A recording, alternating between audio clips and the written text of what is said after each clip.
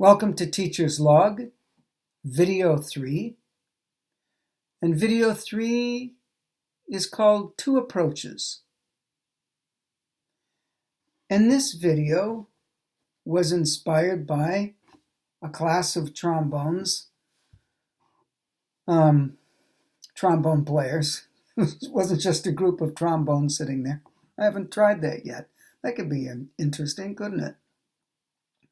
Anyway, they were actually players, and they were students I was working with at one of the schools I teach at.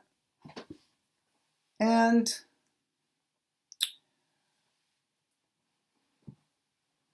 the two approaches were inspired by two different players, because in this situation, the students were standing up, playing for the group of students who weren't playing yet, and myself, and I was going to throw in some comments.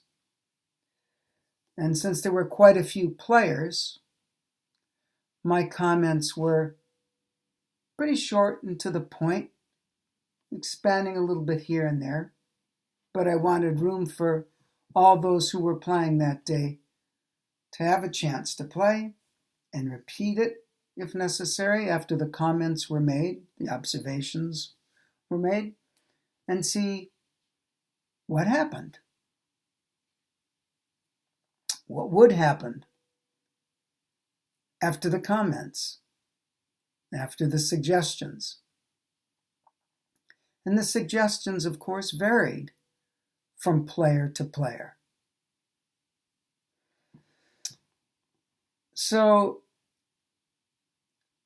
the first approach was going through the physical systems of what you've heard me call the first overlay. And there was a reason why I chose that route for this particular player, who was a freshman and very good player. And they played, and after they played, they, didn't seem totally satisfied.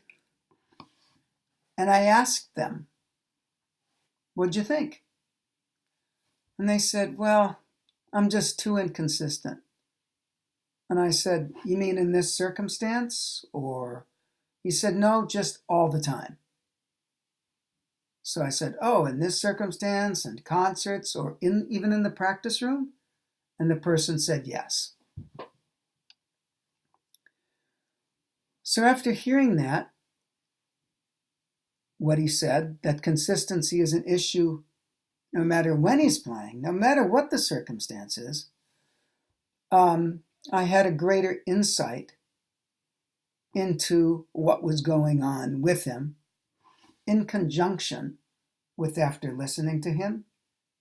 And what he said is a recurring situation.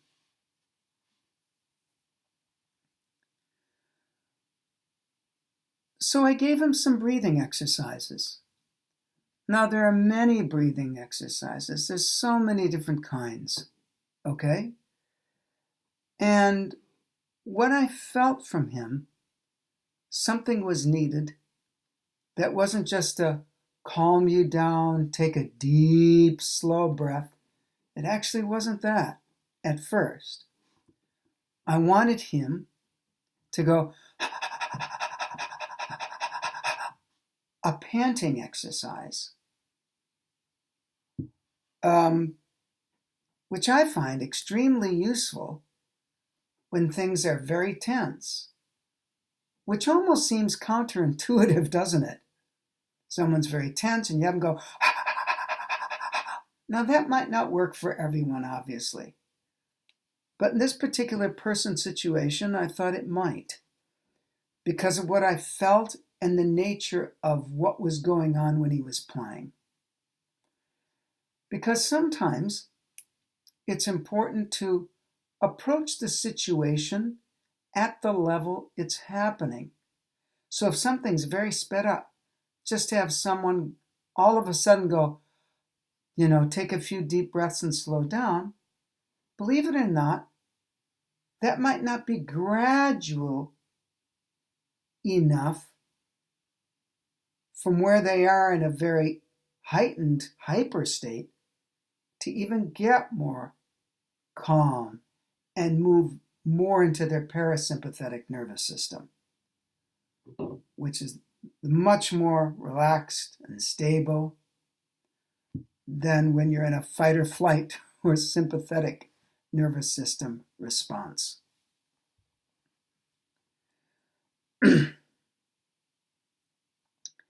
So after I had him do this,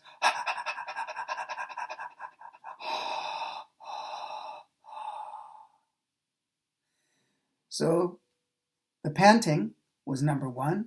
As you saw, then there were 3 slower breaths, not just one, but 3.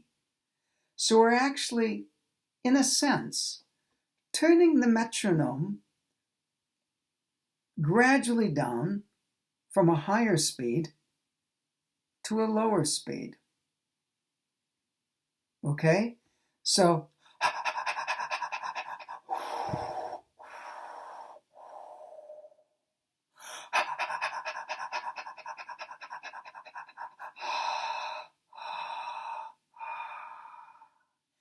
and notice the third one is a bit longer. And after we did that, maybe 2 or 3 times, probably more like 3, then I had him take more of a diaphragm breath where you're breathing lower, going into the back and up to the chest.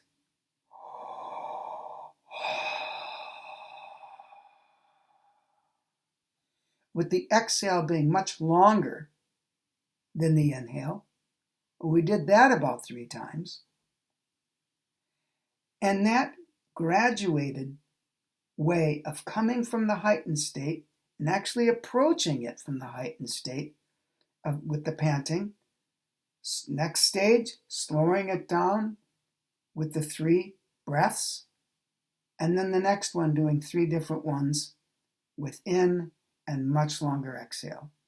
Now I wasn't explaining it like this. I was doing it and then he would do it and we would go back and forth. Then I said, try it again. Well, the difference was pretty astounding. Not only did he not miss a note, you could feel a whole other sense of possibility in his playing. His sound and was already very good, just got that much more free, that much more resonating, different overtones, and the whole overall effect of what he was playing was coming from an integration of a mind and body that were working together with each other instead of fighting each other.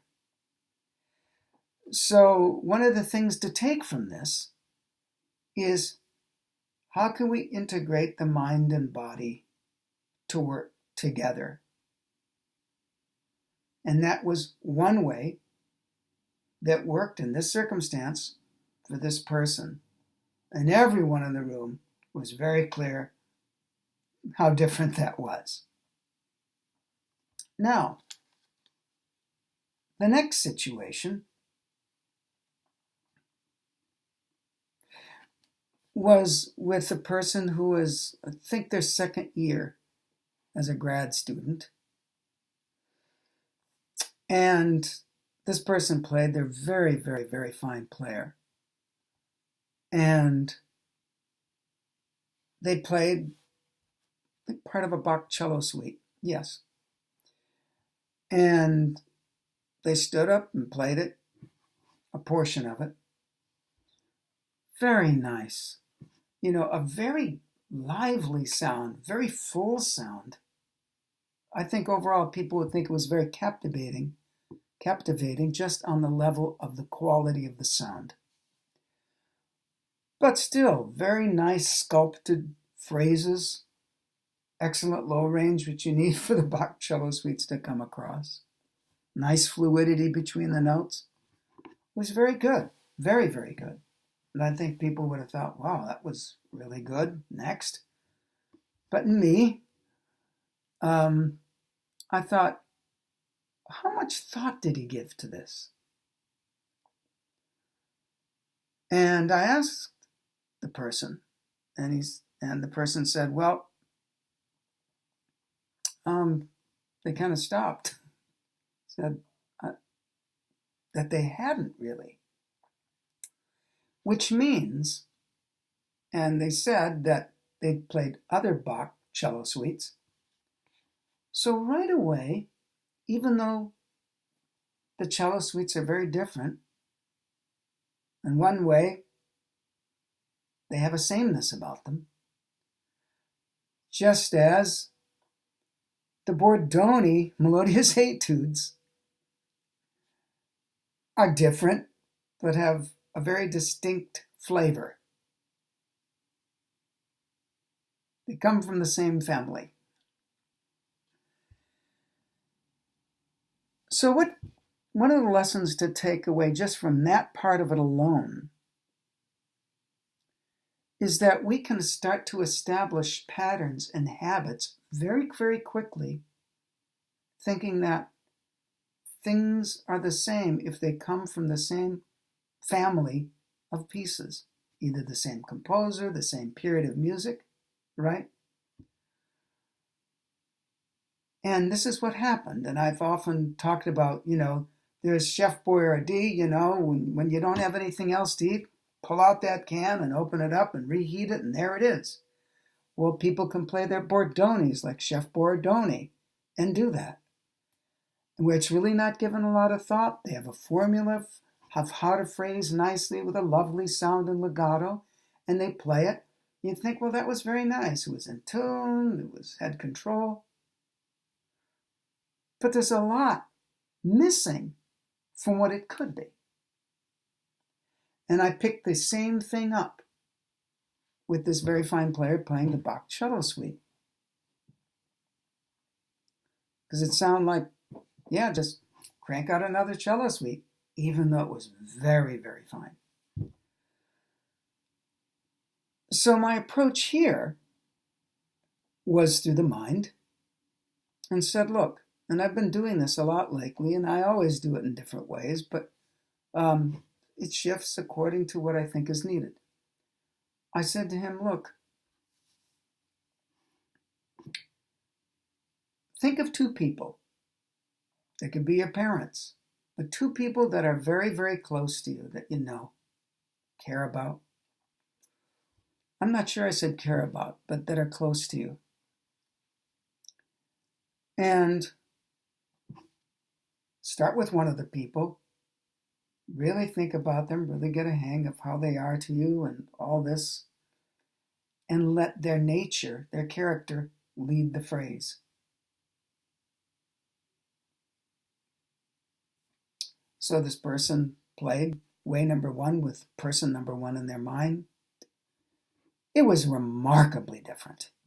As soon as he started to play, there were certain phrase feelings that quasi stayed the same, but they were approached quite differently, than the first way that he played, which wasn't coming from any connection to anything else, that the music would act as a medium of communication to express that. This now became something that was just kind of like this happening, lovely, to something much more personal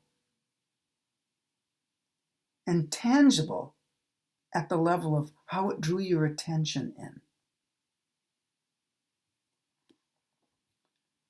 And everyone knew it. People were like, wow. And the atmosphere that was created from that way was light years away from the first way. Then way number two, he played it with another person, same piece, again. very, very different than person number one, let alone from the very first way he played it. But really different. Even the phrases that were quasi-similar were still different. And one of the things that this tells you as well is that anything can turn into habit. Whether it's Bach, Bordoni, Berlioz, and other composers that don't start with the letter B. Anything can go into our automatic robotic systems, form as a habit, think, oh yeah, this is the way to play this, and it basically just becomes something that's been stuck in a refrigerator and frozen, no matter how lovely it is. To take something and say, what can I communicate? Even if it's something in your own life, or something at least that there's some relationship with, or it's something you want it to express, that you don't even know about, but you think, maybe this piece will help me understand that thing I want to know more about. Maybe it fits. And that's the importance of giving things consideration more than just nice architectural phrasing. It's not organic, actually, when that happens. You might think so. And it can sound great. And if you're happy with that, hey, please do it. But you might want to think beyond that kind of structure and think of how at least to integrate something else that can use that structure that will help lead where that shape, where that line, where that nuance is actually going. So the difference was profound with each of these people. One, by just adjusting their thought. Now they had enough control physically to be able to make that very effective. But I've seen it even with players that don't have so-called as much control. And the reason for that is an integration of the left and right hemispheres of the brain even, from what I know. My wife could talk a lot more about that, Dr. Vera. And at the same time, a person is engaged, as we talked about. They're more invested than just letting it go. They actually want some say in it. So something is said beyond. That's a wonderful embouchure air duo. That's wonderful efficiency, good low range, lovely slurs. Something beyond that. And I'm not knocking that. But what's our reason for what we do? So that's Teacher's Log, video 3, 2 approaches, out of the infinite number of approaches that exist. And if one's concerned about assisting people not to sound just like them. In other words, I don't know if I said that right, but yeah, if the teacher is interested in people to go beyond just making them sound like the teacher, then different things need to come. But some of these approaches will have effect on many people, I believe, and I've proven it over many, well, at least, no, I'm going to say 5 decades. Because even when I was 12 and I was teaching, I wasn't as advanced as I am now in perception and know-how. I was still thinking about, microscopically, you could see the seed was there. It would try different things with people. So Teacher's Log, video 3, 2 approaches. Try them.